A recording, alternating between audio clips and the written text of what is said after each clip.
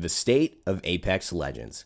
Season 5 has been one of the best starts to any season I've ever seen of any game. It has actually been phenomenal to see the way that they have built along the story from Season 4, connecting all of the dots with a new legend that was introduced then, and then reintroducing that same legend story, but from the other side of the legend that had been killed, or parents had been killed by the previous Legends release in Season 4, and pinning them together in this crazy evolving storyline.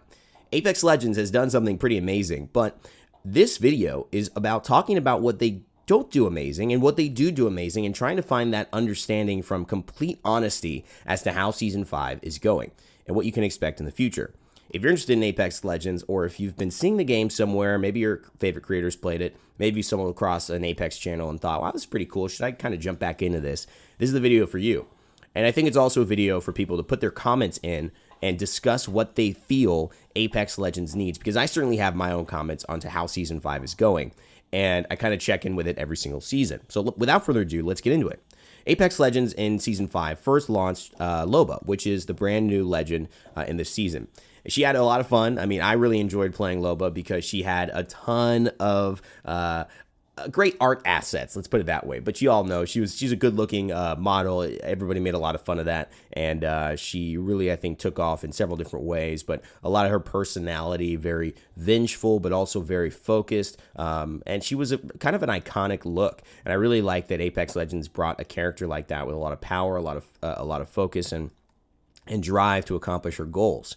We realized that her parents had been killed 20 years ago, and the way she implements that in game was really fun. I mean, you could actually jump into a game with Revenant if he was on your team, and if you got downed and he had to pick you up, he'd say, "Oh man, he'd kind of diss you and say that, I killed your parents, and now you got me picking you up. Doesn't that feel a little disgraceful?" That kind of a thing, and you'd feel like the game was coming alive. And for Loba, I think that she's been a very solid release. Unfortunately, I don't right now think that she is in the place where she is top meta, to where you would replace her with a Wraith. And I think that's more of the interesting concept, because her role is not that of someone who can instigate a fight with no issues. The issue with a translocator is that when you throw it, it takes a long time to get a far distance, which is where you're usually trying to go. It is a very slow end wind up animation, so when you do land, you are very vulnerable, so you have to make sure you are doing it to high ground or into a place no one can see it. The speed of travel is pretty slow as well, and I think that what it does is it limits her ability to be that flashy mobile legend, and more of a strategic support legend is where she comes into play, which is not maybe what I wanted or was thinking of, but I think it's a good fit for her. Not every legend has to come in and be the top tier, but I think Loba is missing a few key points on the adjustments of her translocator to really take that top spot. But I also think it's more than that. I think her ultimate is a fantastic tool for allowing your team to get grouped up. But I think one of the issues is, what I find, it comes up and it is less valuable than sometimes simply just looting the quickest box next to you and moving on. I don't know whether it means you need to take more items from it. I don't know whether it means you should also include, blue scopes as well. I saw that as an opportunity, 1 to 2 times scopes. Those are also very good scopes that, because they're not purple or gold rarity, you don't get included into her ultimate. But I think that it's missing something in allowing people to say, dang, this is next level. This is top tier. Maybe a chance for a secret drop. I really like the idea of the vault stuff, but I overall think that this is going to be a very fun casual legend as of now.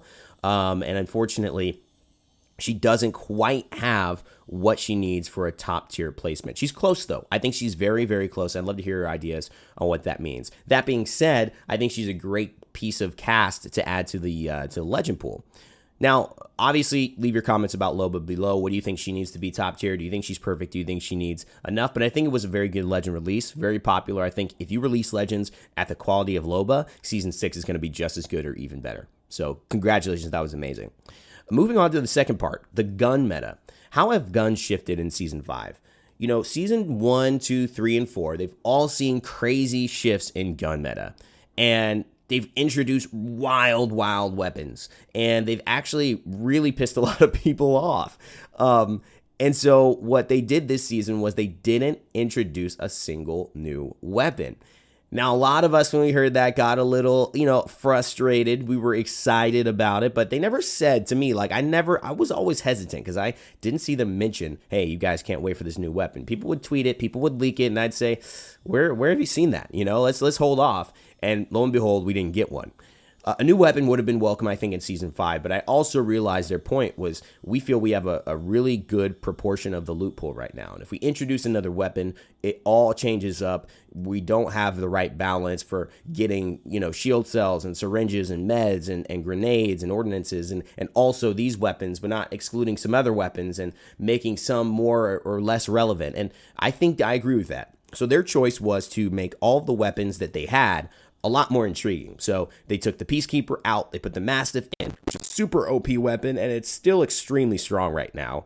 They ended up taking the Havoc and adjusting the recoil and making that still king of the hill in some ways. They bumped up the Alternator, they bumped up the RE45, they kept the R301 great, kept the R99 great, and they also kind of like looked at not nerfing any other weapon in the process. So what they did was they made every other weapon really viable.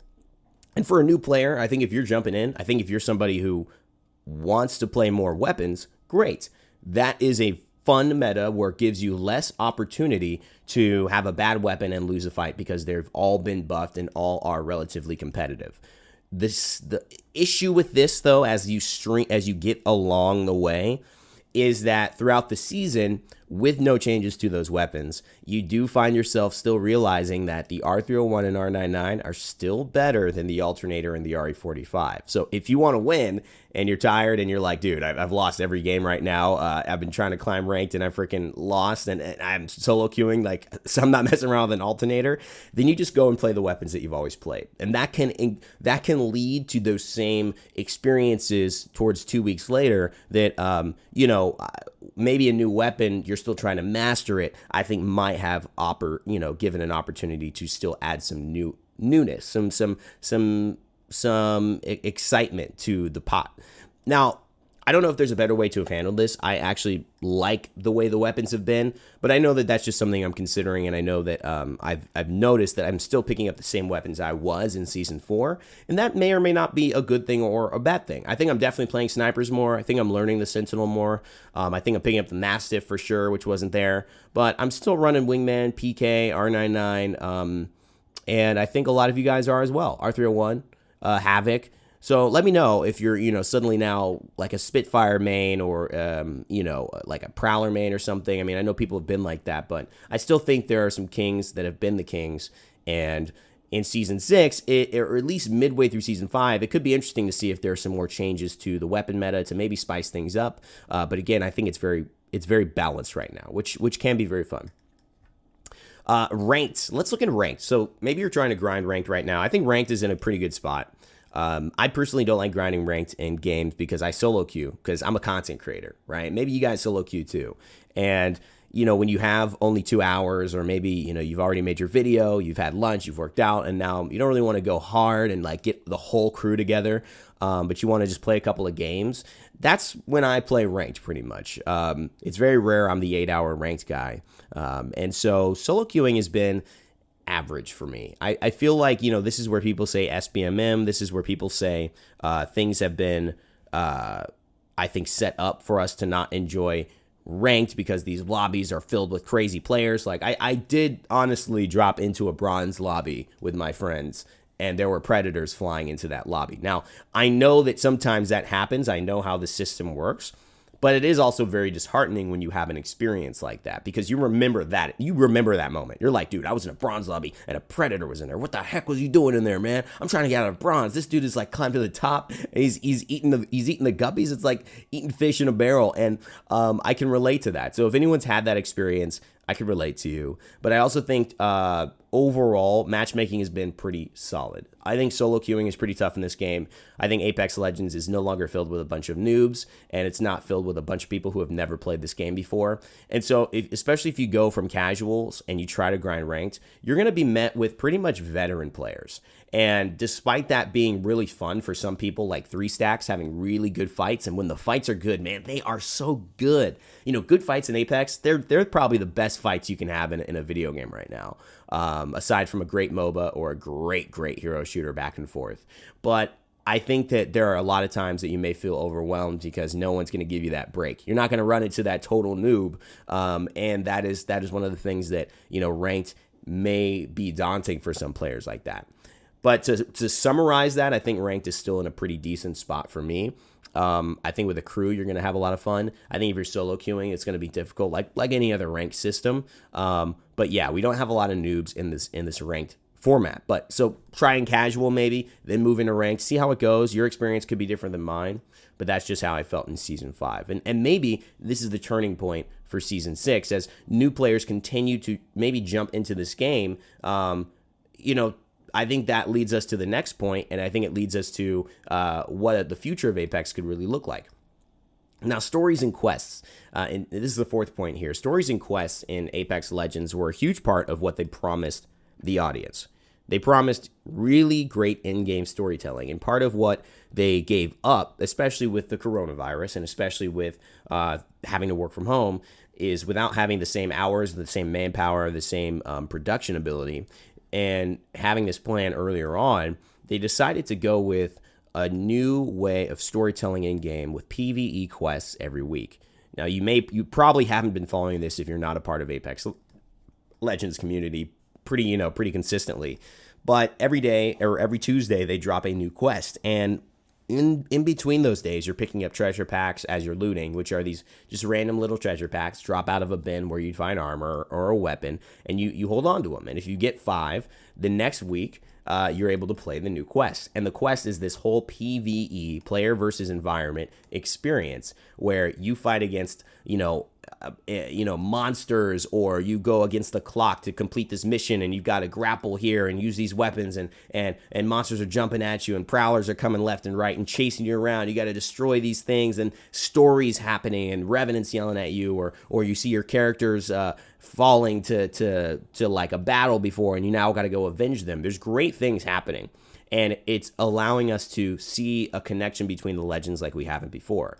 When the game started, it was just a bunch of these legends, right? And we kind of were piecing together lore from Titanfall and from some of the voice lines. And this one is really about tying together this collective journey they're on, involving Loba, involving Revenant, and involving some backstabbing and also some camaraderie and love stories between the legends. It's really interesting. And I think it's added a nice thing every week to jump into. And they've said Season 5 is the best in retention. I think this is one of the reasons why. I think everyone is interested to come back every week who's been playing them and at least do the story and see how it's been evolving. And if you haven't done that, I think this is something you should definitely check out. This has been a really good addition to Season 5. I feel like it's a lot of work for them. I know in Smite and Paladins, when we had somebody who was making PvE experiences, that's all he pretty much could do. He was basically in charge of just making PvE experiences. And so, maybe multiply that team by a few people at Respawn. But at the end of the day, it is a very task-heavy job. You got to think of it. You got to implement it. You got to make sure the AI of the prowlers and the things like that you're fighting that are computer-controlled are right. They're the right difficulty, not too hard, not too, not too easy. And that is the biggest thing for me on this.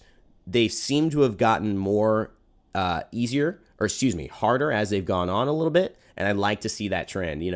We don't have that raid boss style. They are pretty simple to complete. I think that's important for the audience to get the story. But it would be nice to maybe have in the future, maybe there's a harder mode.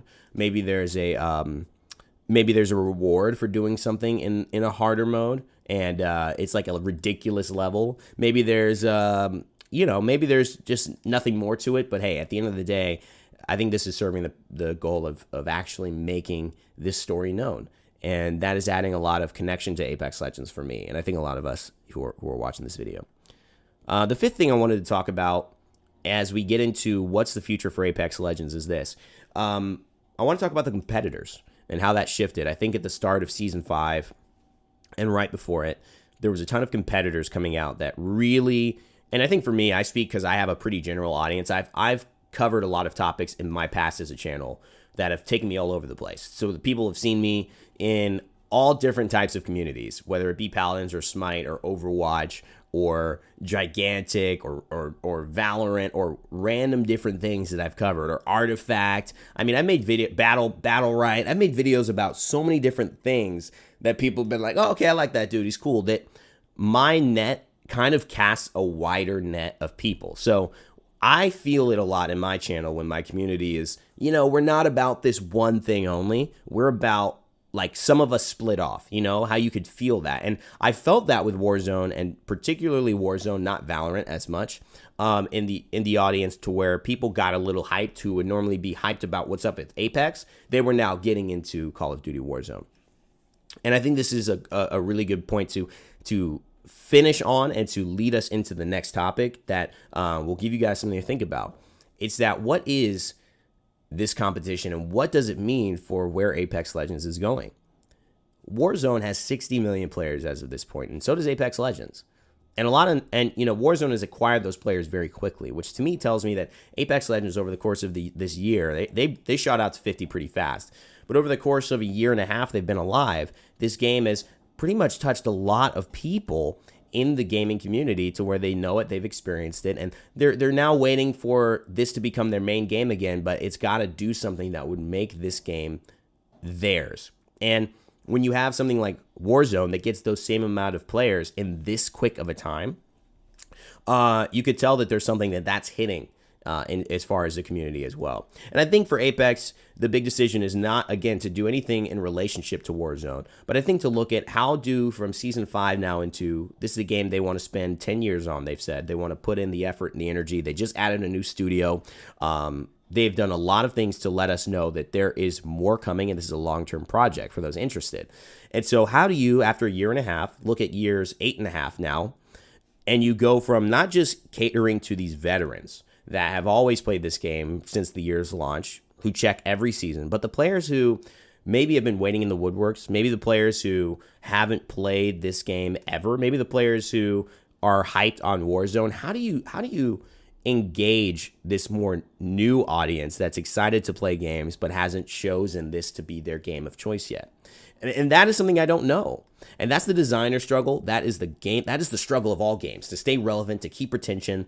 And I think Apex Legends, though, for me, is clearly going to have an amazing audience heading into the end of its cycle. I feel like there's no way a game like Warzone can last as long as Apex Legends, because Call of Duties come out so often. So the investment into it, I think, will be great. But I also think that you may find that even in 2 or 3 years, there's another Warzone, there's another thing. And who knows if it hits the community and the gaming consciousness's buttons the way that Warzone has. I think that it's good to have variety, but I also think Apex Legends is onto something. If they keep this track going, it is going to be a phenomenal journey for those who stay on it and those who keep joining along the way. For those who are interested, I think this is where Season 5 stands. I think it is a starting point to launch into this next echelon of bringing in this wide sweeping energy of Apex is the game to play. And I've seen them do everything in such a good way that I have full faith in the developers to be able to put that together. And I hope you guys do too as well, especially if you haven't played it. Go check it out. I mean, to be honest, it is a game that I think when you play, you'll say, wow, this feels better than any game I had been playing recently. And I honestly believe you will say that. It's a phenomenal thing. I can't wait for it to grow. And we got more stuff coming on the channel as well. But I did need to get this off my chest that Season 5, I think, was a beautiful season, is still a beautiful season. I'm excited for the future of it. And if you're interested in those stories, you can make sure to check them out on my channel. I actually have done every single story so far, and I'm doing the quests in order. So even if it's just subscribing to check out those stories each week and kind of get an idea of what that is, it could be worth your time just to see if it's something that interests you as well. I know I do a lot of teaching on this channel, but I'm also looking at how do I engage this audience of veterans that are into this game, that have learned a lot and like gameplay and don't necessarily need the basics. And how do I also encourage people who are scared to jump into Apex to be better players at the start? So beginner content is something that I've done for almost every game I've ever done content for, and it could be warranted here. So let me know in the comment section below what you guys think. I want to work together with my community to create something I think pretty special. And I think this is a video that hopefully will allow us to see how special Season 5 is and give you guys a format of talking about what do you think you agree on with me? What was maybe wrong that you didn't agree on? What do you like about this season? What do you think is the future of this season? Where do you think you're going with your expectations for Apex since Season 5 and how everything has been portrayed and handled through the devs and through this crazy time. And a big shout out to all of you guys who are watching and caring, and the devs especially. This could not be easy during everything going on in the world, everything going on in Corona. I just want to give a lot of love to you guys. I know you're putting in a lot of work. All right, my friends, stay safe, stay happy, stay healthy, never give up, never stop gaming, and I will see you all next time.